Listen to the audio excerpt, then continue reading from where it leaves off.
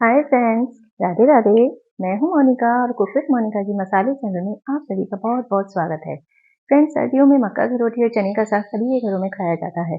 आज मैं आपको मक्का की रोटी और चने का साग ही बनाना सिखा रही हूँ, लेकिन इसमें ट्रिक ये है कि मैं आपको ये रोटी 3 तरीके से बनाना सिखाऊंगी, इसलिए वीडियो के एंड तक बने रहिएगा।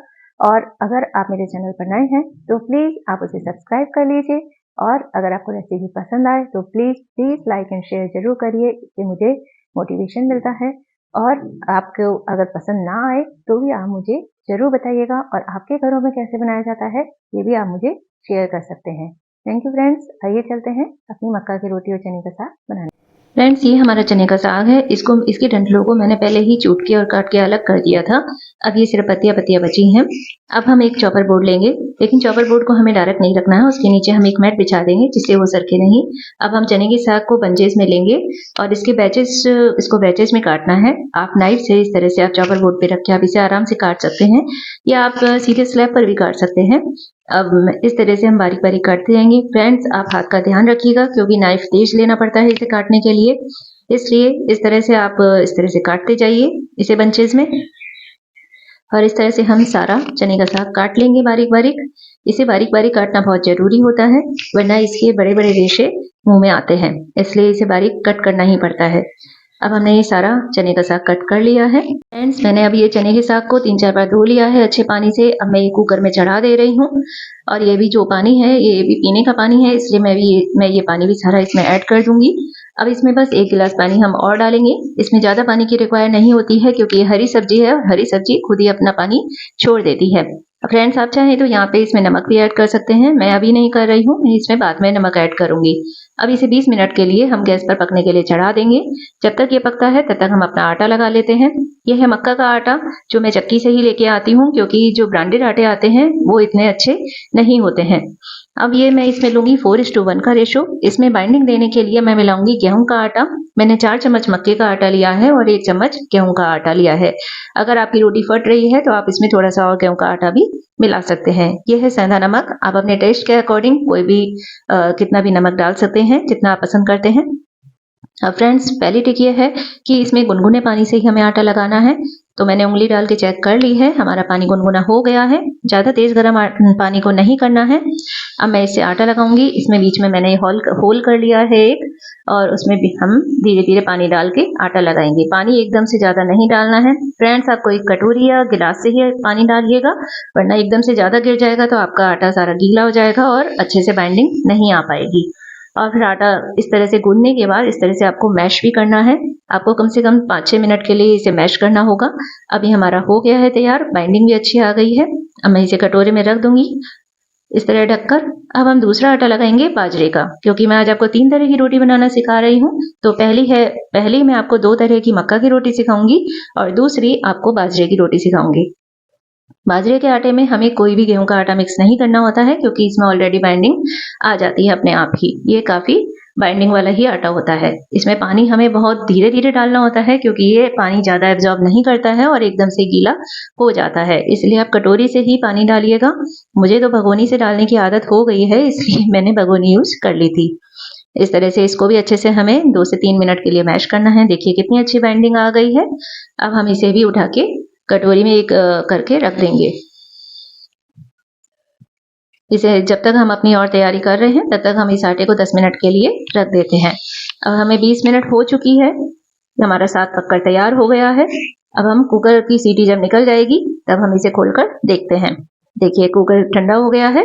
अब हम इसका ढक्कन हटाकर देखेंगे। देखिए हमारा साग बिल्कुल अच्छे से तैयार हो गया है। देखिए इसमें कितना पानी छोड़ दिया है।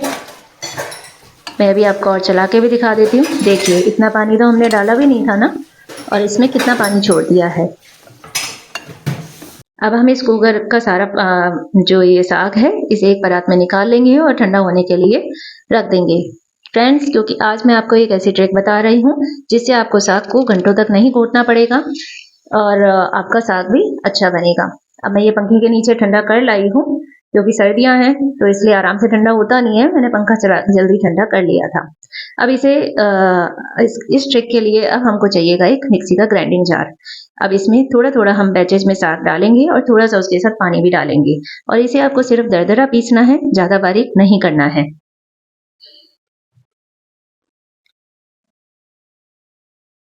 देखिए मेरा पिस के तैयार हो गया है, मैं आपको चला के भी दिखा देती हूँ। ये बिल्कुल दरदरा पिसा है। अब हम इसे उसी कढ़ाई में डाल देंगे जिसमें हमें साग को उबालना है। इसी तरह से बैचेस में हम बाकी सारे साग को भी पीस लेंगे। फ्रेंड्स, कूटने में बहुत टाइम लग जाता है, इसलिए ये एक अच्छी ट्रिक है जिससे आपकी तैयारी भी जल्दी हो पाएगी। अब हम ये लेंगे दही। दही हमें साग के अकॉर्डिंग लेना है। अगर आपका साग कम है तो आप दही कम भी ले सकते हैं, और ज़्यादा है तो ज़्यादा भी ले सकते हैं, लेकिन दही खट्टा होना चाहिए बिल्कुल। अब हम दही का आलन लगाएंगे। इसके लिए हमें मक्का या बाजरे का आटा चाहिए होता है। मेरे यहाँ बाजरे का आटा पसंद किया जाता है, इसलिए मैंने वो डाला है। आपके यहाँ जो पसंद किया जाता है आप वो ले लीजिए। फ्रेंड्स, इसमें लम्स रह जाते हैं, इसलिए मैंने छलनी में से छान दिया है इसे, जिससे एक भी लम्स और जो एक कटोरी में दही लगा रह गया था हम उसमें भी पानी घोल के इसमें ही डाल देंगे। अब ये सारा हमने घोल निकाल लिया है छलनी में से।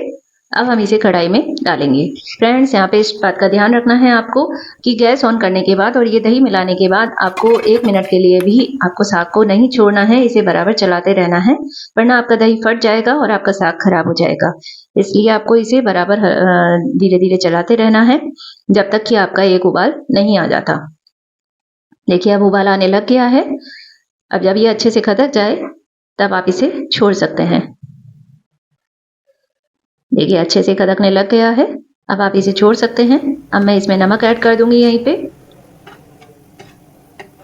और नमक ऐड करके आप इसे अच्छे से मिक्स कर दीजिए। अब हम इसमें छौंक की तैयारी करेंगे। ये मैंने 2 बड़े चम्मच घी के लिए हैं, और हींग जीरे का इसमें छौंक तैयार कर लिया है। फ्रेंड्स, आपके यहाँ अगर लहसुन और प्याज खाया जाता है तो आप उसका भी इसी में छौंक तैयार कर सकते हैं। मेरे यहाँ नहीं खाया जाता, इसलिए मैंने इसमें नहीं डाला है। मेरे यहाँ सिंपल ही साग खाना पसंद करते हैं। अब इस छौंक को तुरंत हमें ढक देना है, जिससे इसकी सारी खुशबू इस साग में एब्जॉर्ब हो जाए।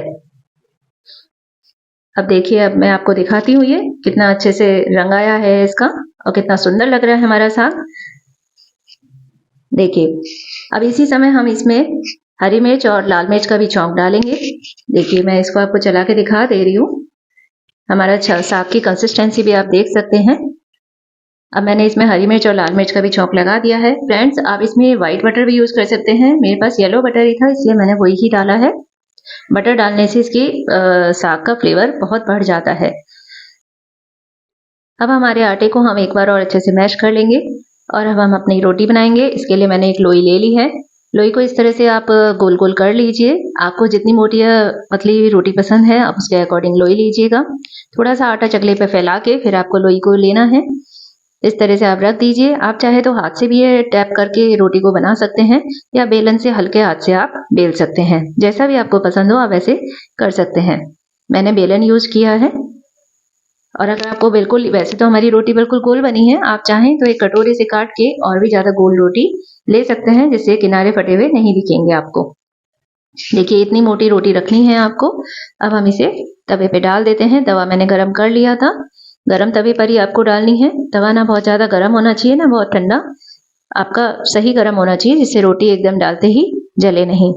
फ्रेंड्स, अगर आपके तवे पे रोटी चिपक रही है तो आप तवे पे पहले से थोड़ा सा घी भी लगा सकते हैं, जिससे आपकी रोटी बिल्कुल भी नहीं चिपकेगी। कई बार तवा रफ होता है तो रोटी डालते ही रोटी चिपक जाती है। जब आप घी लगा देते हैं तो नहीं चिपकेगी। अब हम बनाएंगे हमारी बाजरे की रोटी। इसी तरह से आपको एक लोई लेनी है बाजरे के आटे की। ये भी मोटे या पतले आप अपने अनुसार ले लीजिए, और इसे भी आप हल्के हाथ से बेलन से गोल गोल बेल लीजिए। देखिए इस तरह से आपने लोई ले ली है। आप थोड़ा सा इसमें आटा लगाइए और इसमें आप इस तरह से बेल दीजिए। फ्रेंड्स, वैसे मक्का या बाजरे की रोटी को हाथ से टैप करके खाने का ही ज़्यादा अच्छा मज़ा है, क्योंकि हाथ से सेकी हुई रोटी ज़्यादा अच्छी लगती है। पर मैं बेलन से भी बना लेती हूँ। आप जैसे पसंद करें आप वैसे भी बना सकते हैं। और इसे आपको इन दोनों ही रोटी को बेलते समय आपको ये ध्यान रखना है कि रोटी को आपको बार बार नहीं उठाना है, सिर्फ चकले को घुमाना है। देखिए आप देख पा रहे होंगे मैं किस तरह से चकला घुमा रही हूँ। इसी तरह से दोनों रोटियों को आपको चकला घुमाते हुए ही बनाना है। अब हमारी रोटी एक तरफ से सिक गई है। इसे आप पहले धीरे धीरे नाइफ से थोड़ा सा अंदर से ऊंचा कर लीजिए, जिससे एकदम रोटी टूट नहीं जाए पलटने में। देखिए, हम इस तरह से करछी से भी कर सकते हैं। मैंने करछी से कर ली है। देखिए कितनी अच्छी सिक गई है हमारी रोटी। अब दूसरी तरफ से भी हम इसे इस तरह से ही सेक लेंगे। फ्रेंड्स, अब हम अपनी रोटी को दूसरी तरफ से भी देख लेते हैं पलट के। देखिए दूसरी तरफ से भी सिक गई है। अब हम इसे गैस पे उतार के सेक लेंगे। फ्रेंड्स, क्या मैं आपको याद दिलाना चाहूंगी, अगर आपको मेरी रेसिपी पसंद आ रही है तो प्लीज लाइक एंड शेयर कर दीजिए, और अगर आपको ऐसी ही इन्फॉर्मेटिव वीडियो चाहिए तो आप मेरे चैनल को सब्सक्राइब भी कर लीजिए। देखिए एक तरफ से सिक गई है। पहले हमें रोटी को पीछे से ही सेकना होता है, जिससे हमारी रोटी अच्छे से फूल जाए। अब हम इसे दूसरी तरफ से भी सेक लेंगे। इस तरह से हम दोनों तरफ से रोटी को सेक लेंगे। देखिए हमारी रोटी तैयार है ये। अब मैं इस पे घी लगा दूंगी। फ्रेंड्स, आपको अगर बटर पसंद हो तो आप बटर भी लगा सकते हैं।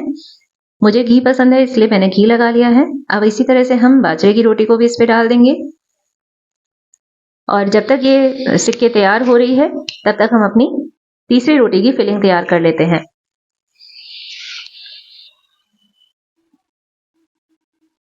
देखिए ये है आलू की फिलिंग। इसमें मैंने नमक, मिर्च और हरा धनिया और हरी मिर्च मिला दी है। ये आलू के पराठे जैसी ही फिलिंग है। आप इसे तैयार कर लीजिए अच्छे से। इसे मिक्स कर लीजिए। अब हम अपनी रोटी देखते हैं। ये हमारी रोटी सिक गई है एक तरफ से, और दूसरी तरफ से भी सिक गई है। इसे अब हम गैस पे सेक लेते हैं। इसमें चित्तियां ज्यादा लग गई थी, इसलिए ये फूल नहीं पा रही है। फ्रेंड्स, रोटी ना फूलना का मतलब ये नहीं होता है कि आपकी रोटी कच्ची रह गई है। वो तो चित्ती अगर ज्यादा लग जाती हैं तो रोटी फूल भी नहीं पाती है। इसलिए आप चिंता ना करें अगर आपकी रोटी भी ना फूली है, लेकिन अगर आपने मंदी आंच पे उसे सेक लिया है तो आपकी रोटी कच्ची नहीं रहेगी। अब हम तीसरी रोटी के लिए एक लोई लेते हैं। इसे इस तरह से हाथ में रखकर फैलाना है आपको, और अब हम इसमें 2 चम्मच हमारी आलू की फिलिंग भर देंगे। देखिए अब आपको इसे बंद करते समय इस तरह से ध्यान रखना है कि आपको लोई को इस तरह से ही बंद करना है, और एक्स्ट्रा आटा जो ये ऊपर बच जाएगा इसे हटा देना है। अब आप इसमें सूखा आटा लगाइए, और जहाँ से अगर ये फट गई है तो थोड़ा सा सूखा आटा इसमें भर दीजिए, तो ये वहाँ से जुड़ जाती है। चकले पे भी थोड़ा सा सूखा आटा बुरक लीजिए, और इस तरह से आपको टैप करते हुए ही इस रोटी को बनाना है, क्योंकि इससे आलू की फिलिंग आपके पूरे किनारों तक पहुँच सकेगी। अगर आप बेलेंगे तो वो फिलिंग अच्छे से किनारों तक नहीं जा पाती है। अब हमारी रोटी तैयार हो गई है। देखिए इतनी ही थिकनेस रखनी है इसकी, इतना ही मोटा रखना है। अब हम तवे पे थोड़ा सा घी लगा देते हैं, जिससे रोटी हमारी चिपके नहीं। फ्रेंड्स, मैं ये वैसे भी पराठा बना रही हूँ मक्का का, इसलिए मैं यहाँ पे पराठा सेकूंगी। आप रोटी चाहें तो इसकी रोटी भी बना सकते हैं, और आपको इस तरह से ही इस रोटी को उठाना है। देखिए ध्यान से। और अगर आपकी रोटी नीचे से चकले पे चिपक गई है तो पहले आप चक्कू उसके नीचे से घुसा के निकाल लीजिए, जिससे आपकी रोटी पूरी साबुत उतर पाए। अब हम इस पे इस तरफ भी घी लगा देते हैं। अगर आपकी कहीं से क्रैक हो गई है तो आप उसमें वहां पे थोड़ा सा जोड़ दीजिए उसे दबा के। इधर भी हमने घी लगा दिया है। अब हम इसे पलट देंगे। पलटते समय आपको ध्यान रखना है कि आपकी रोटी टूटे नहीं। इसके लिए आपको थोड़ा इसके नीचे से पहले चक्कू को फिरा देना है, और फिर प्लेट में उतार के फिर आपको इसको इस पे पलटना है। अब दोनों तरफ घी लगा के आपको इसे सेक लेना है। फ्रेंड्स, अगर आपको रेसिपी प्लीज़ पसंद आ रही है तो प्लीज़ लाइक एंड शेयर करिए, और मेरे चैनल पे नए हैं तो प्लीज़ आप उसे सब्सक्राइब जरूर करिए। इस तरह से दोनों तरफ से आपको मंदी आंच पे इसको सेकना है, जिससे आपका एक करारा पराठा सीख सके। ये बहुत अच्छा करारा पराठा सीखता है फ्रेंड्स, इसलिए आप इस तरह से दबा दबा के इसे सेक लीजिए। लीजिए हमारी तीसरी रोटी भी तैयार है। देखिए ये हमारा मक्का का पराठा, ये बाजरे की रोटी, और ये मक्का की रोटी। और इसे आप एंजॉय कीजिए सरसों के साग के साथ, ढेर सारे घी के साथ, और गुड़ के साथ। गुड़ जरूर लेना है, इससे ये हजम भी होती है, और गुड़ सर्दियों में खाना फायदेमंद भी होता है। Thank you friends, bye bye.